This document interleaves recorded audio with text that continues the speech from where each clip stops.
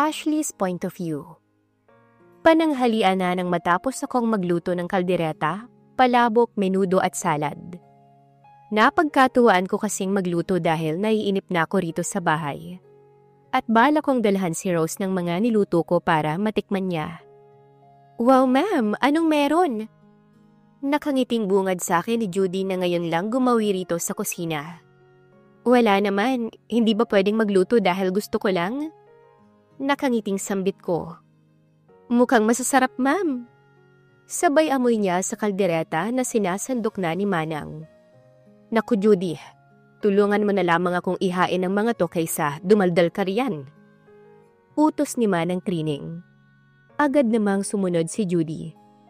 Manang, mauna na po kayong kumain. Dadalhan ko po yung kaibigan ko ng niluto ko. At doon na rin po ko kakain. Paalam ko sa kanya. Sige po ma'am, ako po ang maghahanda ng mga dadalhin mo. Sige po, salamat. Aakyat lang po ako para magpalit. Tumango naman ito at ako naman ay nilisan na ang kusina. Pagkatapos kong gumayakay, bumaba na ako para pumunta sa dining area. Naabutan ko sila na kumakain ron. Ma'am, kain na ho. Aya sa akin ni Ate Michelle. Sige, eat well. Kayo na lang. May pupuntahan pa kasi ako eh. Nagkatingin na naman silang lahat sa sinabi ko. Anong meron? Ma'am, napapadalas na po ang pag-alis nyo. Nag-a-apply po ba kayo ng trabaho? Inosenteng tanong ni Judy na ikinatawa ko. Ano ka ba Judy? May kaibigan kasi ako na galing sa ibang bansa. Mag-isa lang siya lagi sa tinutuluyan niya, kaya lagi ko siyang binibisita. Iba pa, sobrang close kami nun, kaya parang nakababata ko na rin siyang kapatid. Tumango lang ito at bumalik na sa pagkain.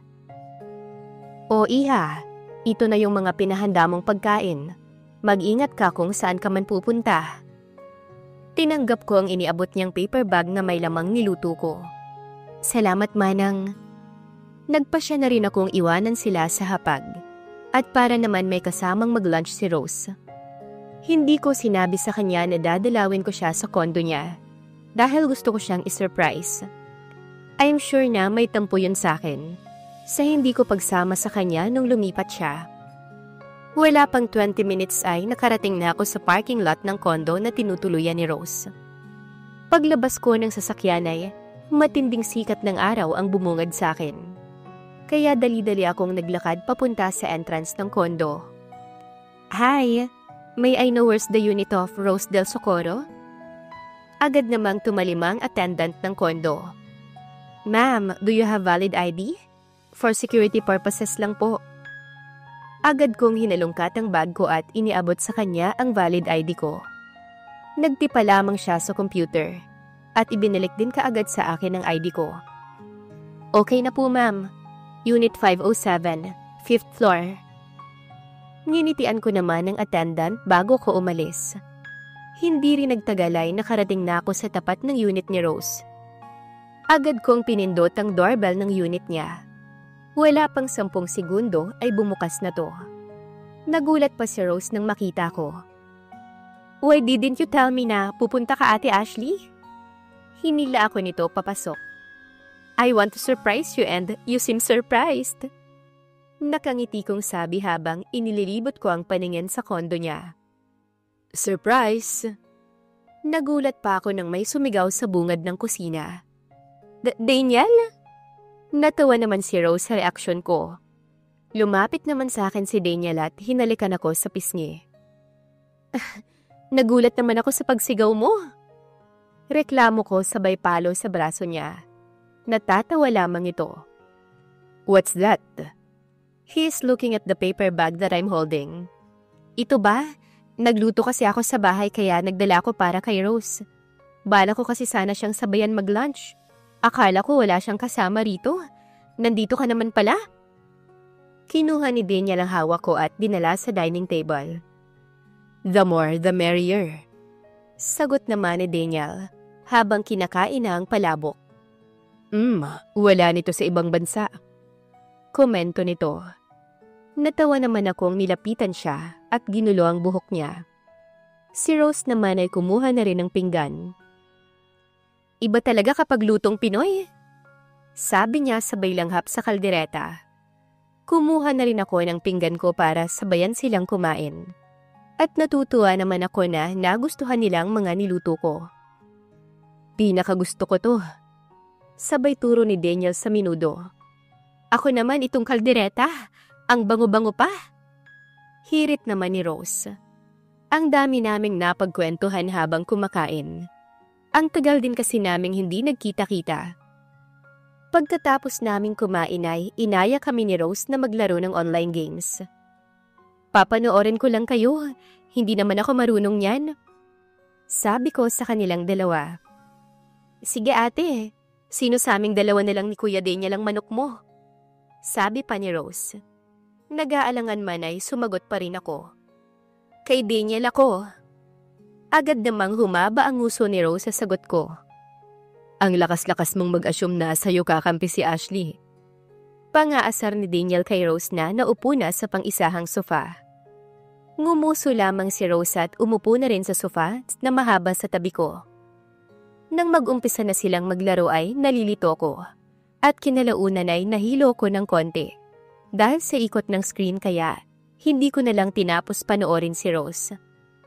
Naglilibang na lang din ako sa cellphone ko nang biglang sumigaw si Daniel. Kainis, why now? Natawa naman si Rose at inasarang isa na papalayo para sagutin ang tawag. Tumayo naman si Daniel at pumunta sa kusina para sagutin ang tawag. Ako naman ay nagpatuloy lang sa pag-scroll sa Facebook. Pumunta ako sa friend request nang mapansin ko na 100 plus na palang mga nagre-request sa akin. Kauna-unahan ang pangalan ng asawa kong si Gabriel sa friend request list ko. Kinonfirm ko naman dahil baka kung ano pa ang sabihin niya kung hindi ko siya i-add. Isa pa'y baka magtaka ang mga kakilala namin na bakit hindi kami connected sa social media. Because of curiosity, inesto ko ang profile ng asawa ko. Marami siyang album sa photos niya at ang mga titles ay madalas mga album na may mga lugar. Siguro yung mga napuntahan niya na noon. Ang iba'y sa ibang bansa pa. Nasa pinakadulo ko ng album list nang makita ko ang album na may pangalan na Rose.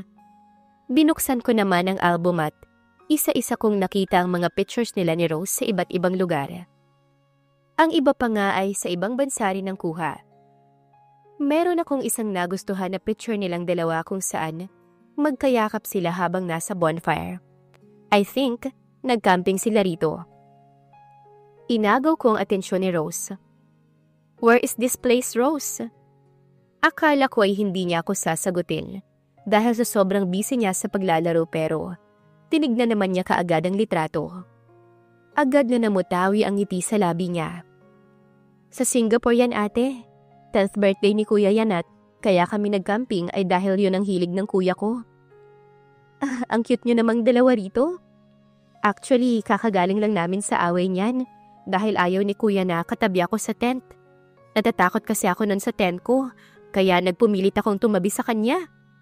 Sa inis ko ay napalo ko siya sa likod kaya ang ending ay tinulak niya ako palabas ng tent niya.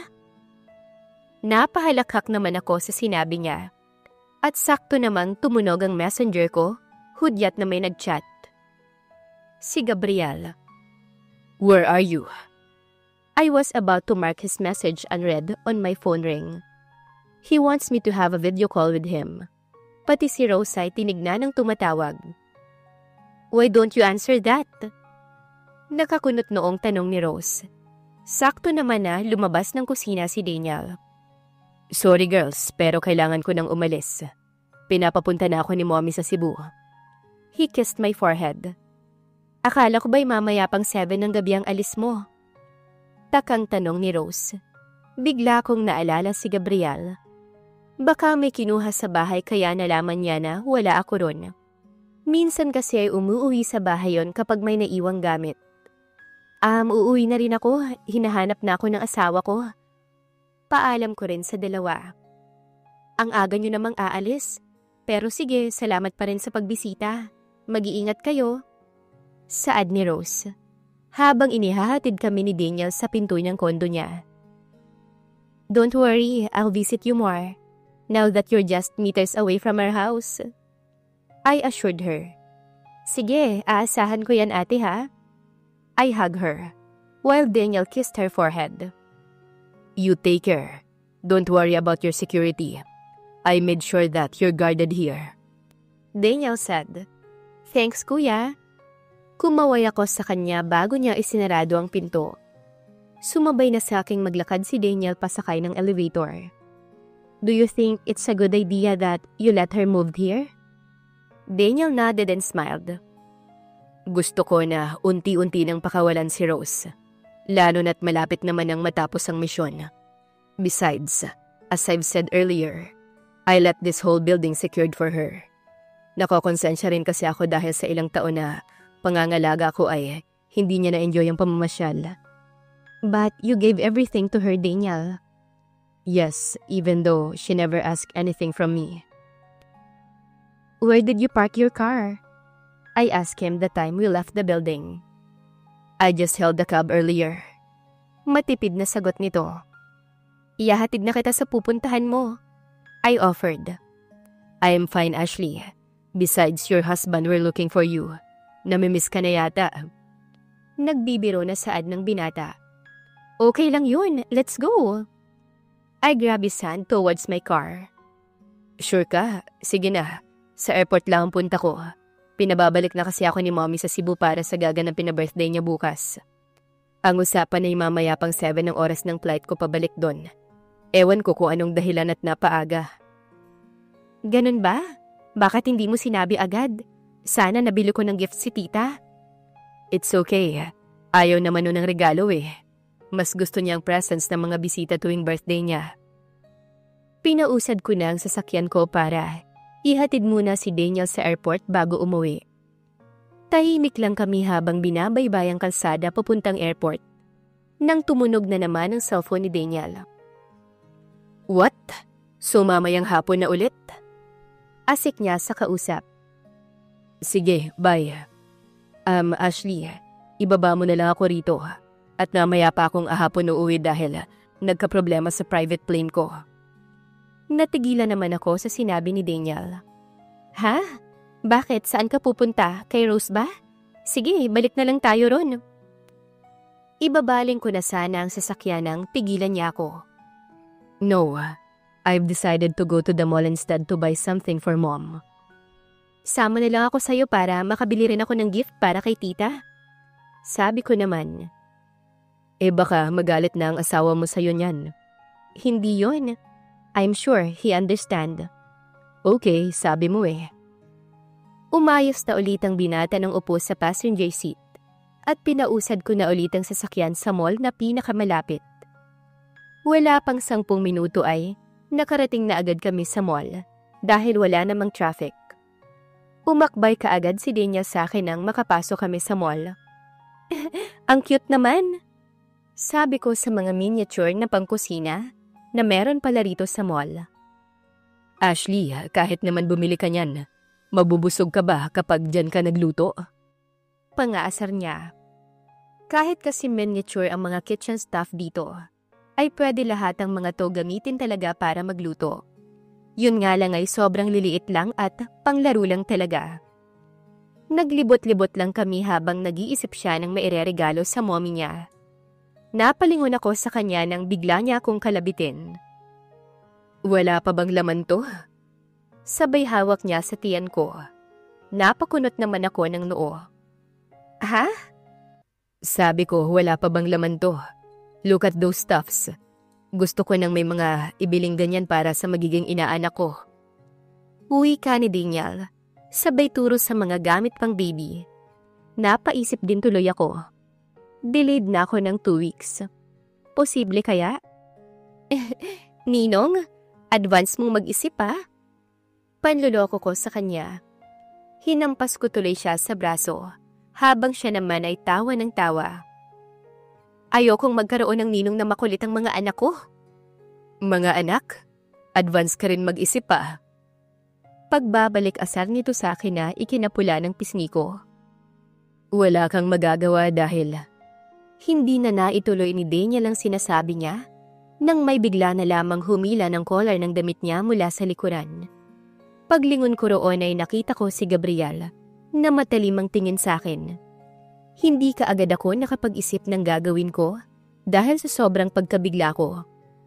Hindi pa ako makakagalaw sa kinatatayuan ko kung hindi pa sila nag-umpisang magsuntukan ni Daniel. "Sino kang lalaki ka para hawak-hawakan ang asawa ko?" Galit na sambit ni Gabriel habang nakikipagpalitan ng suntok kay Daniel. Agad naman akong dumalo kay Gabriel dahil alam kong mahirap siyang pakalmahin, unlike kay Daniel. "Stop, Gabriel! Maraming tao rito!" Mahina akong bulong sa kanya habang nakahawak sa dalawang balikat niya. Humarap ito sa akin at hindi ko inaasahan na itutulak niya ako.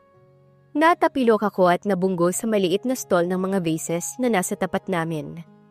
Kasabay ng pagbagsak ko sa sahig, ay ang ingay ng mga vase na nasagi ko. "Kasama mo na naman siya. Kahit kailan, hindi ka marunong makinig sa akin, Ashley." Sara mo nito sa akin sa gitna ng mga tao. Hindi niya man lang ako tinulungang tumayo. Naramdaman ko ang sakit sa kanang kamay ko. Nang tignan ko ito ay may nadiinan pala ako na bubog nang bumagsak ako. Halos buong kamay ko ay nasakop ng sugat at nag-uumpisa na itong dumugo. "Gabriel, tama na." Awat sa kanya ng mga sa tingin ko ay kaibigan niya. Nang hilain niya sa kwelyo si Daniel na lalapit sana sa akin.